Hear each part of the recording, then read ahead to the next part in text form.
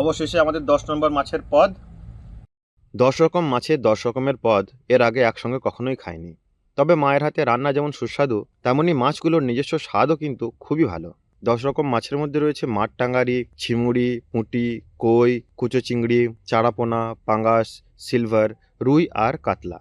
মাছগুলো আবার আমরা সংগ্রহ করেছি বিভিন্ন জায়গা থেকে, কয়েকটা হাট বাজার থেকে এবং বেশ কয়েকটা আবার খালবিল থেকেও সংগ্রহ করেছি। এখন বর্ষা গড়িয়ে ভরপুর শীত, খালবিল থেকে শুরু করে শাখা নদী উপনদীর জল পর্যন্ত প্রায় শুকিয়ে এসেছে, আর তাই গ্রামের বহু মানুষ এখন এখান থেকে মাছ ধরতে ব্যস্ত। মাছ ধরার পদ্ধতিগুলোও বেশ অদ্ভুত এবং মজাদার। তবে একসঙ্গে এত ধরনের মাছ এবং সব আলাদা আলাদা পদ মা কিভাবে রান্না করবে তা নিয়ে আমার বেশ ভাবনা ছিল, কিন্তু ফারহিনার মা মিলে দেখলাম সময় মতো সব রান্নাই করে ফেলেছে। প্রতিটি মাছ আমরা কিভাবে রান্না করেছি এবং তাদের স্বাদ কতটা ভালো হয়েছে তা জানতে ভিডিওটি শেষ অবধি দেখতে থাকুন।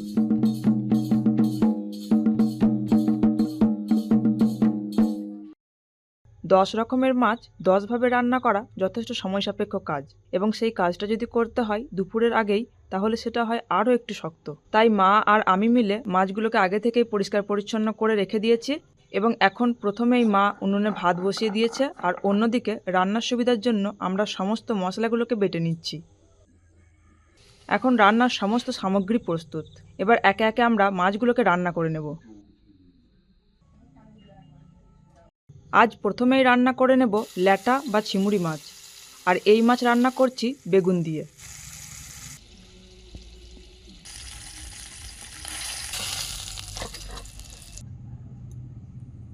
মাছগুলোকে আলতো করে ভেজে নিয়ে একটা অন্য পাত্রে কিছুটা তেল আর কিছু সাধারণ মশলা কষে নিয়ে তাতে বেগুন দিয়ে কিছুটা জল আর শেষে ভেজে রাখা মাছগুলো দিয়ে দিলেই মোটামুটি রান্না শেষ। আজ সকাল থেকেই খুব ঠান্ডা পড়েছে, আর তাই শীতের রোদটা বেশ ভালোই লাগছে।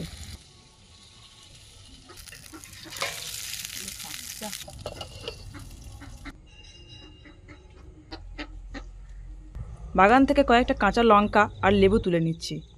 এবছর আমাদের এই ছোট্ট কুল গাছটায় অনেক কুল ধরেছে, আর এই কুল দেখলে আমার ছোটবেলার একটা কবিতা খুব মনে পড়ে যায়। কবিতাটি হচ্ছে, আম পাকে বৈশাখে, কুল পাকে ফাগুনে। তবে ফাগুন আসতে এখনও দেরি আছে।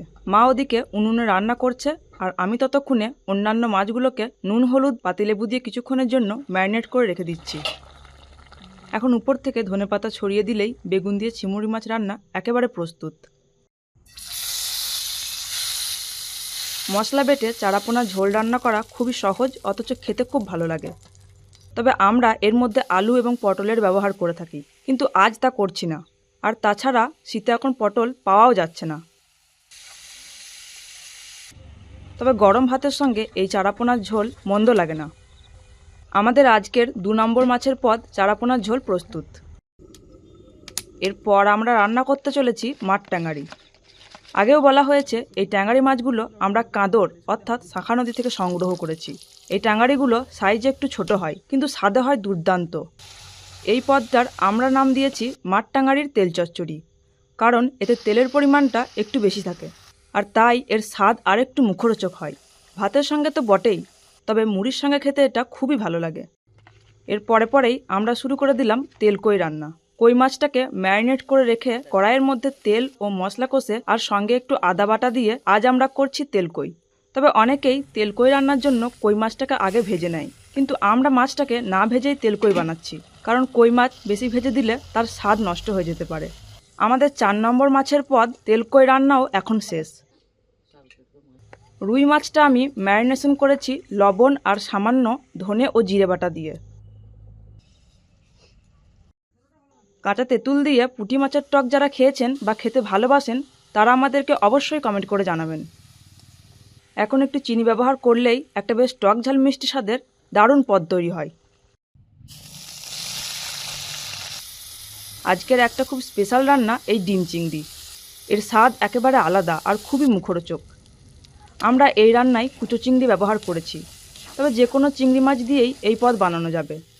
গরম ভাতের সঙ্গে এই ডিম চিংড়ি খেতে খুবই ভালো লাগে।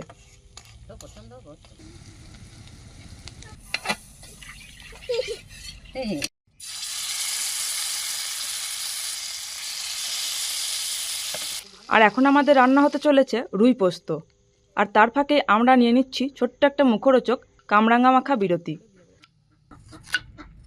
কামরাঙাগুলোকে কুচি কুচি করে কেটে একটু লঙ্কা গুঁড়ো আর সামান্য লবণ ভালো করে মেখে রান্নার মাঝেই শুরু করলাম খাওয়া।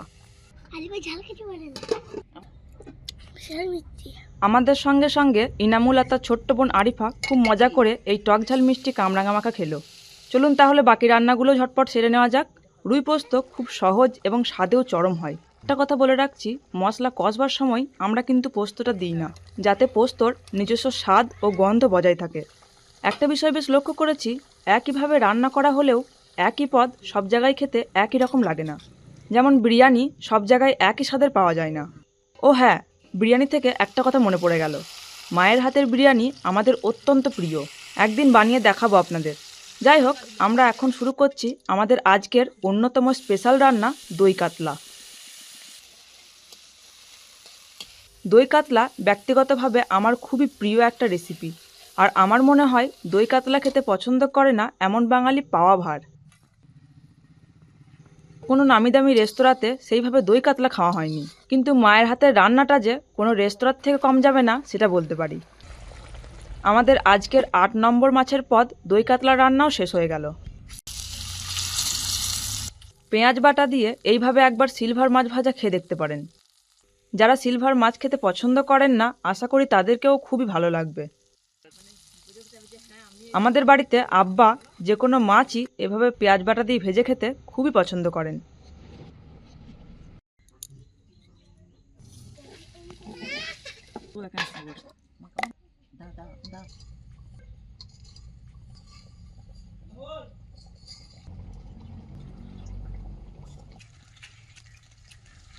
বাংলো হচ্ছে দলের সর্দার, হ্যাঁ, ও কাউকে ভয় করে না। চলে চলে। সবশেষে আজ করছি পাঙ্গাস মাছের ফিশ ফিঙ্গার। যে কোনো মাছ দিয়েই ফিশ ফিঙ্গার বানানো যেতে পারে, কিন্তু এই পাঙ্গাস মাছের ফিশ ফিঙ্গার খুব ভালো হয়, কারণ এই মাছটাতে কাঁটা কম থাকে আর স্বাদেও ভালো। আর এর সঙ্গে সঙ্গেই শেষ হলো আজকের আমাদের 10 রকম মাছের 10 রকমের পদ রান্না। এখন শুধু খাওয়ার পালা। দেখেন তাহলে আজকে আমরা কত ধরনের খাবার নিয়ে বসেছি এখানে। সমস্তগুলো কিন্তু মাছ রান্না আজকে। মশলা বেটে চারাপোনার ঝোল, তেল কই, বেগুন দিয়ে ছিমুড়ি মাছ, রুই পোস্ত, দই কাতলা, এটা মায়ের একটা স্পেশাল রান্না, পেঁয়াজ বাটা দিয়ে মাছ ভাজা, কাঁচা তেঁতুল দিয়ে পুঁটি মাছের টক, মাঠ টাঙ্গাটির তেল চচ্চড়ি, ডিম চিংড়ি, আর এটা হচ্ছে ফিশ ফিঙ্গার। তো চলুন প্রথমে এটা দিয়ে খাওয়া শুরু করি। এখানে আছে কাসুন্দি,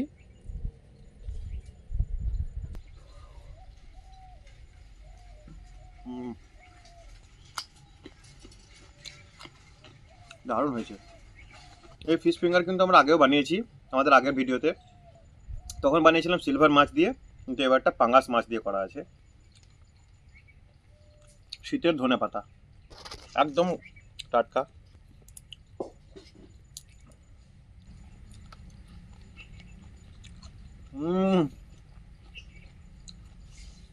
একদম অন্য ধরনের একটা স্বাদ পেয়ে গেলাম আজকে, কাসুন্দি দিয়ে ধনেপাতা। এরপর নিয়ে নিচ্ছি ডিম চিংড়ি।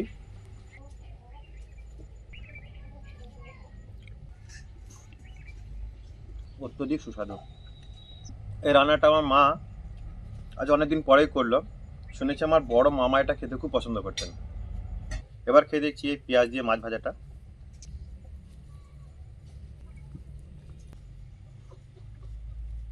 দারুণ খেতে, একবারে আইটেমটা করে দেখতে পারেন, অসাধারণ খেতে। বলা হয় যে সিলভার মাছ খেতে খুব একটা ভালো হয় না, কিন্তু যদি এইভাবে খেয়ে দেখেন না, দেখবেন যে সিলভার মাছেরও টেস্ট আছে। কিন্তু হ্যাঁ, সিলভার মাছটা একটু বড় হতে হবে। খুব ছোটো সাইজের সিলভার নিলে কিন্তু এই টেস্টটা পাবেন না। এখনই আমাদের জমি থেকে তুলে নিয়ে এলো টাটকা পালং শাক, ধনে পাতা, এই দিয়ে আমি রান্না করি প্রত্যেকদিন টাটকা টাটকা।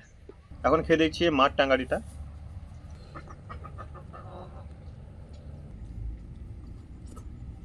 দেখেন এই মাছগুলো রান্না তো ভালো হয়েছে যতগুলো এখন অবধি খেলাম, কিন্তু মাছগুলোর নিজস্ব স্বাদ কিন্তু যথেষ্ট। যেমন টাঙ্গারি মাছটার, এটা কিন্তু মাঠের পাওয়া যায়, তো এটা স্বাদটা একটু ছোটো হয় সাইজে, খেতে অসাধারণ। একটা কথা মাথায় আসছে, বলা হয় মাছে ভাতে বাঙালি, আজকে আমাদের হয়ে গেছে মাছে মাছে বাঙালি। দারুণ খেতে হয়েছে প্রত্যেকটা একদম। এই স্বাদের ভাগ হবে না, কিন্তু একা খেতে পারবো না। এখন আমি খাবো কাঁচা তেঁতুল দিয়ে পুঁটি মাছের টক। কাঁচা তেঁতুলের ফ্লেভারটা এখানে খুব ভালোভাবে এসছে, খুবই ভালো আছে খেতে। এখন আমি খাবো চারাপোনার ঝোল।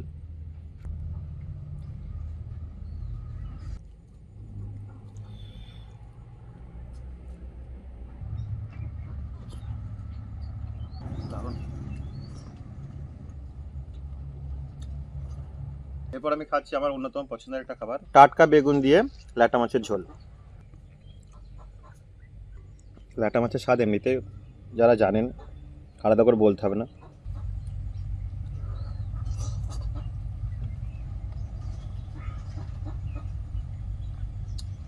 মুখের মধ্যে যেন মিলিয়ে গেল বেগুনটা।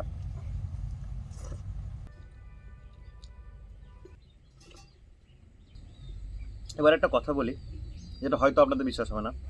আমি কখনোই মাছ ভক্ত ছিলাম না। যখন থেকে ব্যাঙ্গালোর গেলাম এবং দীর্ঘদিন ধরে ওখানে যাদের সঙ্গে ছিলাম তারা মাছ ভক্ত ছিল অবশ্যই, তাদের সঙ্গে খেতে খেতে আমি মাছের স্বাদ বুঝতে পারলাম। আমার বাড়িতে আমি মাছ রান্না হলে আমি খুব একটা পছন্দ করে খেতাম না, এখন তার স্বাদ বুঝতে পারছি।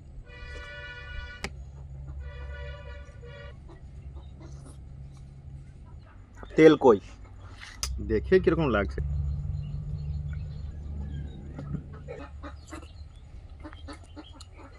খুব ভালো মাছটা। আর কথা বলে রাখি, এটা কিন্তু একদম দেশি কই। তাই বলে ধরে প্রত্যেকটা রান্না যা হয়েছে না, দুর্দান্ত মা। শীতের সময় বলে হয়তো মাছের স্বাদটা বেড়ে গেছে না, আর তোমার রান্নাটা 10-এর মধ্যে তুমি 12 পেয়েছো মা।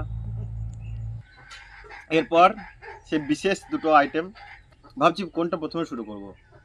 দুটো একটা রাজকীয় ধরনের খাবার। আচ্ছা চলুন রুই পোস্তটা দিয়ে শুরু করা যাক। দারুণ মাছ। আমি এত বড় মাছ একটা পিস খাওয়ার ক্ষমতা এখন নেই, এত ধরনের মাছ রান্না হয়েছে। আমি একটু ভেঙে নিলাম। মাছের শুধু টেক্সচারটা একবার দেখেন।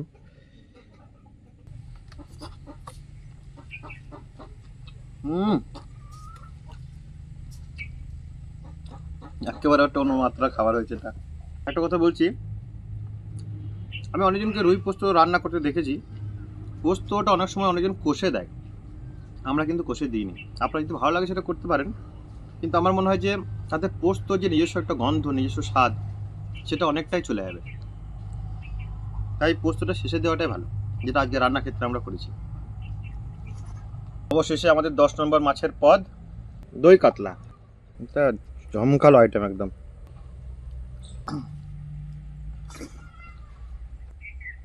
বাপ রে বাপ, কি স্বাদ!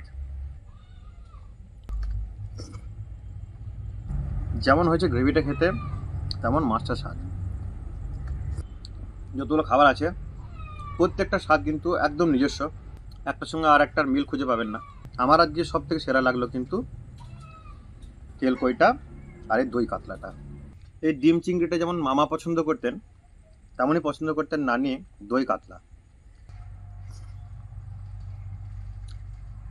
মা রান্নাও জমকালো করে করেছে, একদম অসাধারণ খেতে হয়েছে। আমি আমার জীবনে একসঙ্গে এত ধরনের মাছ কোনোদিন খাই না। বাংলোর কাজ দেখেছেন কিরকম? এখন কিন্তু দুপুরবেলা বাং দিচ্ছে। আর এই যে বাংলু, ওর নাম দিয়েছি বাংলু কেন জানেন? আগে বলেছি, সারাদিন ডাকে, সকাল দুপুর। বাড়িতে গরু ছাগল আমার খুব একটা ভালো লাগে না, কিন্তু বাড়িতে হাঁস মুরগি আমার অত্যধিক পছন্দের। কথা বলতে দিচ্ছে না বাংলু। যাই হোক, আজকে 10 ধরনের মাছের পদ আপনারা রান্না দেখলেন। আপনাদেরকে দেখে কোনটা বেশি ভালো লাগলো সেটা অবশ্যই কমেন্ট করে জানাবেন। তো যাই হোক, আজকের জন্য এই পর্যন্তই। আবার দেখা হচ্ছে কোনো একটা নতুন ভিডিওতে। আজকের জন্য টাটা। ডাক ডাক না। ঠিক আছে, চল। লাইক শেয়ার আর সাবস্ক্রাইব করুন।